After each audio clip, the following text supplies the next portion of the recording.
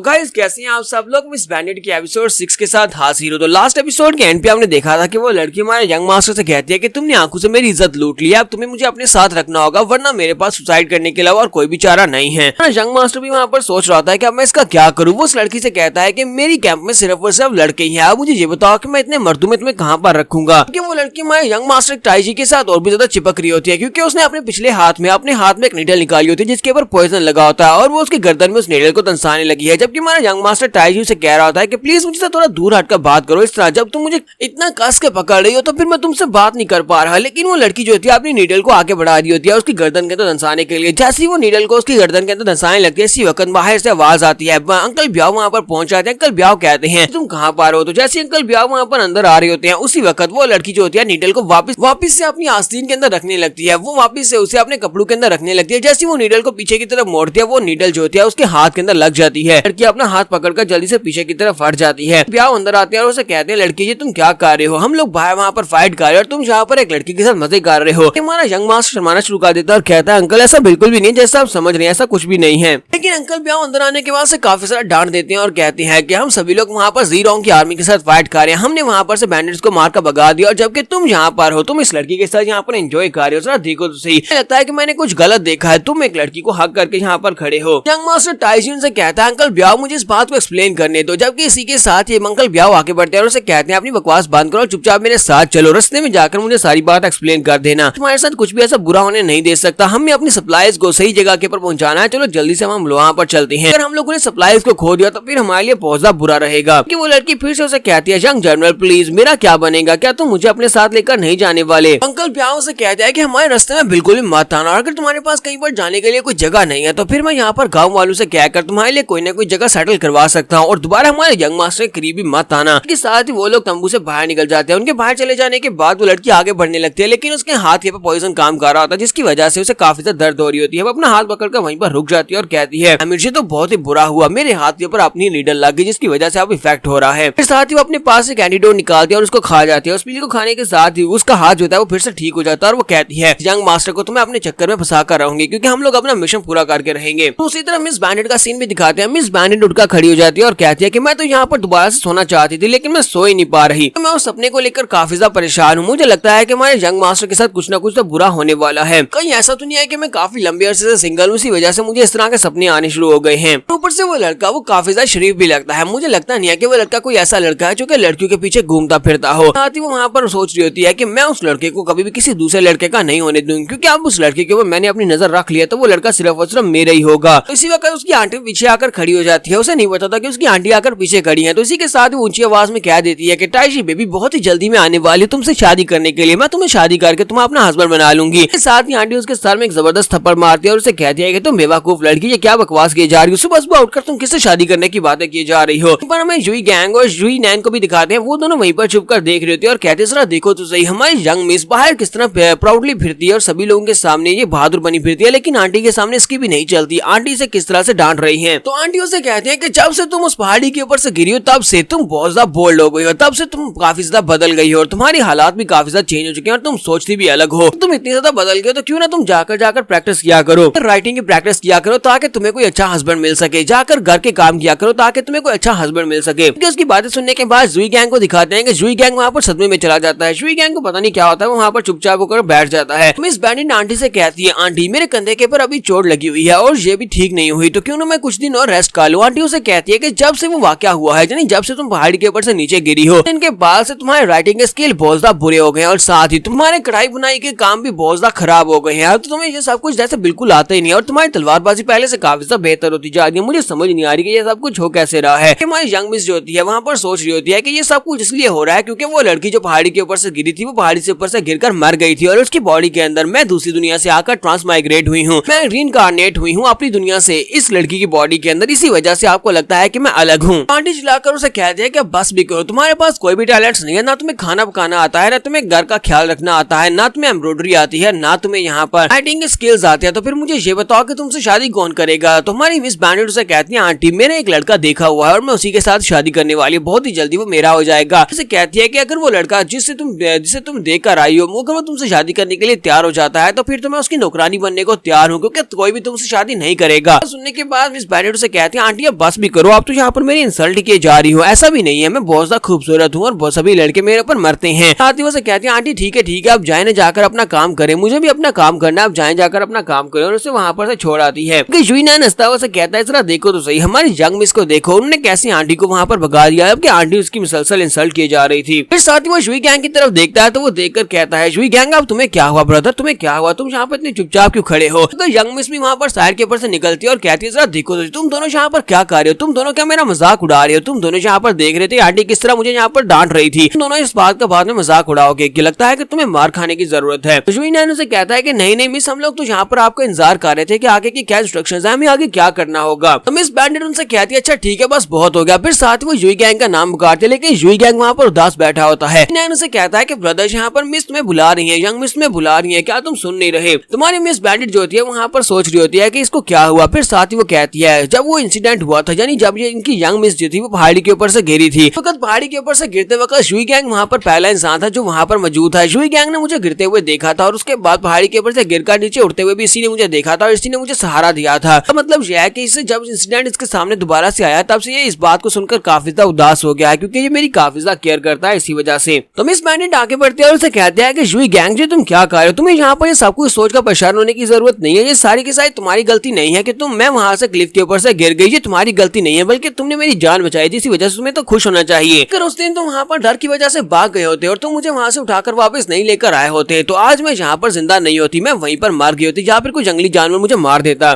जैसे एक young man की वो बिल्कुल भी सूट नहीं करता कि तुम सारा दिन किसी बात को लेकर इस तरह उदास बैठे रहो। तो आगे से हंसना शुरू कर देता और कहता ठीक है यंग मिस ये बहुत अच्छी बात है, बिल्कुल भी नहीं रो रहा। नेक्स्ट सीन में यंग मिस के ही दिखाया जाता है। यंग मिस लड़कों वाले कपड़े पहनती है और इसी के साथ अपने बाल भी बांध लेती है और लड़कों की तरह चलना सीख रही होती है और उसके साथ वो गली में चलते हुए जा रही होती है और कहती है कि मुझे बस लड़कों की तरह चलना है ताकि मैं पहचानी ना जाऊं। उसके साथ जुई गैंग जुई नैन और साथ में उसकी नौकरानी भी होती है, वो सभी लोग उसके साथ साथ चल रहे होते हैं और वो कहते हैं यंग मिस तुमने हमसे लड़कों के कपड़े मांगे और लड़कों के कपड़े हमने तुम्हें दे दिए, लेकिन तुम यहाँ पर अपनी पहचान को छुपाना चाहती थी, फिर भी तुम लड़का बनने के बाद भी यहाँ पर इतनी प्राउडली चलते हुए जा रहे हो कि सभी का ध्यान तुम्हारे ऊपर जा रहा है। तो यंग मिस जल्दी से पीछे की तरफ घूमती है, अपनी नौकरानी से कहती है क्या तुम्हें पता भी है कि मैं यहाँ पर इतनी प्राउडली नहीं चल रही, इतनी एटीट्यूड के साथ नहीं चल रही, बल्कि मैं बड़ी मुश्किल के साथ चल रही हूँ क्योंकि तुमने मेरी चेस्ट को बड़ी टाइटली बांध दिया हुआ है। तुम्हें पता है कि मेरी चेस्ट को इतनी टाइटली बांध दिया जिसकी वजह से मुझे सांस लेने में काफी ज्यादा मुश्किल हो रही है, क्या तुम मुझे मारना चाहती हो और उसके बाद मेरी पोजीशन को छीनना चाहती हो। नौकरानी उसे कहती है नहीं यंग मिस ऐसी बात नहीं है, असल में आपको लड़का बनाना काफी ज्यादा मुश्किल था क्योंकि आपके जो है वो बड़े बड़े थे, तो उन बड़े बड़ों को आने के लिए मुझे यहाँ पर टाइटली कपड़े को बांधना पड़ा क्योंकि लड़कों के इतने बड़े नहीं होते, लड़कों के तो नजर ही नहीं आते। और अगर मैं उनके ऊपर टाइटली कपड़ा नहीं बांधती तो तब भी लड़कों